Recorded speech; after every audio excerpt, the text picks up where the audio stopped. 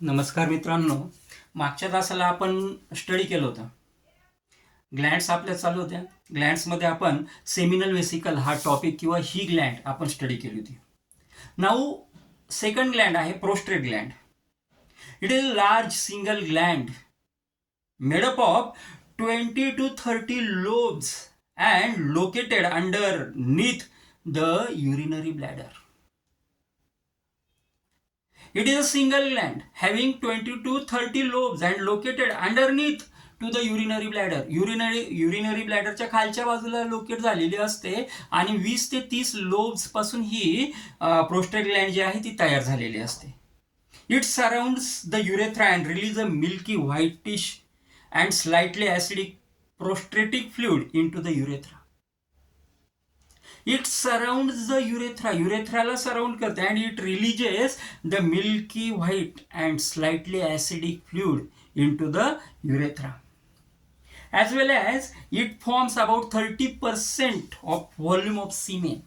सिमेनचं 30% पर्यंतचा volume generate करण्याचं काम प्रोस्टेट ग्लँड करते. यामध्ये काय काय असते? It contains citric acid, acid phosphatase and various other enzymes.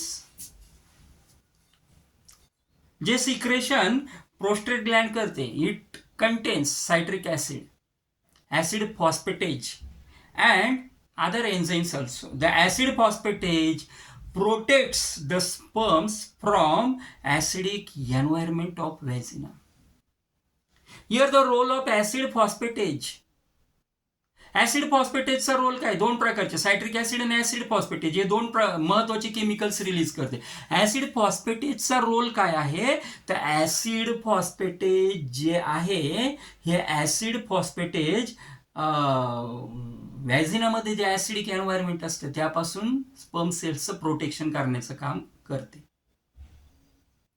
अतिशय महत्वाचं राईट नोट ऑन येऊ शकतो, विचारला जातो.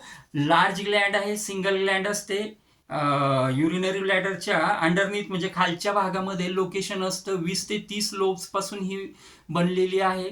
व्हाईटिश ऍसिडिक फ्लुइड सिक्रेट करते. 30% पर्यंतचं जे सीमेन असतं ते प्रोड्यूस करण्याचं काम प्रोस्टेट ग्लँड करते. सिमेन्सचा जो व्हॉल्यूम असतो तो प्रोड्यूस करण्याचं काम प्रोस्टेट ग्लँड करते. जे फ्लुइड सिक्रेट करते प्रोस्टेट ग्लँड, या फ्लुइडमध्ये सायट्रिक ॲसिड आणि ॲसिड फॉस्फेटेज असतं. Acid phosphatase become protect the sperms from the acidic environment in the व्हॅजिना.